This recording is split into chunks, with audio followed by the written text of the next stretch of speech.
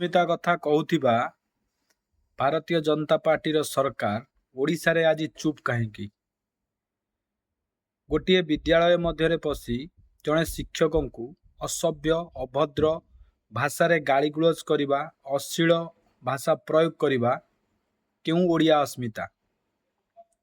जदि जड़े शिक्षक जड़े छात्र को तागिद कले तेबे एभली भाषा जदि शुणिबे शिक्षा एवं छात्र भितरे सामंजस्य कौन रहिबो। छात्रटी को तागिद करवा कौन शिक्षकंकर भूल।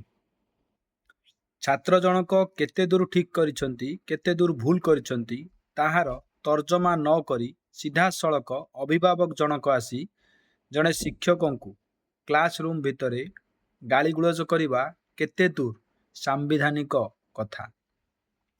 सोशल मीडिया रे सबुबले चर्चा रे रहुथिबा सत्यवादीर विधायक ओम प्रकाश मिश्र आज चुप कहीं निज अंचल रे काम करिवार वीडियो को सोशल मीडिया रे भल भाव रे पोस्ट करुछंती किंतु जेतेबेले जड़े शिक्षक को कणास ब्लॉक रो सिंकुली ग्राम रे थिबा स्कूल रे जड़े शिक्षक को एभली भाव रे गाली गुलज करा जाउची तेबे एथिपाई राज्य सरकार सेठाकार लोक प्रतिनिधि कहीं तत्पर नुहंती।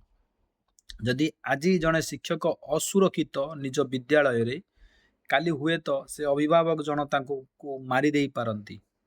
वास्तव में कौन शिक्षक हेबा अपराध कि? शिक्षक जनक शिक्षानुष्ठान रे आवश्यक परिमाणर शिक्षा प्रदान करिवे, सामाजिक व्यवस्था कथा कहिबे एवं समाज रे किबळी भाव रे चलिबा से कथा मध्य कहि परिबे। किंतु दुखर कथा जे भली भाव रे अभिभावक जन स्कूल भितरे पसी गाली गुलज कले ताहा सारा राज्य रे आज निंदार पात्र होइछंती। शिक्षक मानकु वास्तव रे आज असुरक्षित सरकार तांकर स्वार्थ पाई शिक्षक मानकु जनगणना भोटर तालिका संशोधन परी अनेक कार्य रे नियोजित करुछंती किंतु शिक्षक को गाली करिबा परे ए पर्यंत सरकार तरफ कौन प्रकार उत्तर आसी नाही। द्वितीय कथाटी हेउची से शिक्षक जनक को जदि आक्रमण करागला तेबे शिक्षक जनक परिवार कथा कौन हेबो। जदि शिक्षक असुरक्षित तेबे छात्र माने केते शिक्षित हेबे। कहीं शिक्षक जनक छात्र को तागिद कले से कथा अभिभावक बुझिबार आवश्यकता थिला कि नहीं आपण माने चिंता करंतु। आज शिक्षा व्यवस्था केउठारे जाई पहुंची जाइछि। दंडमुक्त अंचल बोली सामान्य जने शिक्षक कौन छात्र को तागिद करि परिबो नाही।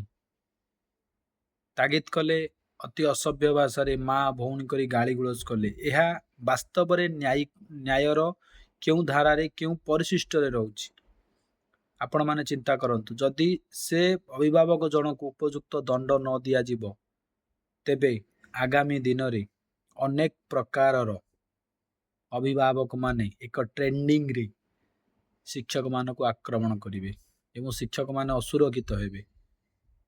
तेबे आपण माने कमेंट माध्यम रे निजर मतामत प्रदान करंतु। गाली गुलज करथिबा से अभिभावक जन को केउ प्रकार दंड मिलिबा आवश्यक। वंदे उत्कल जननी, जय सीताराम।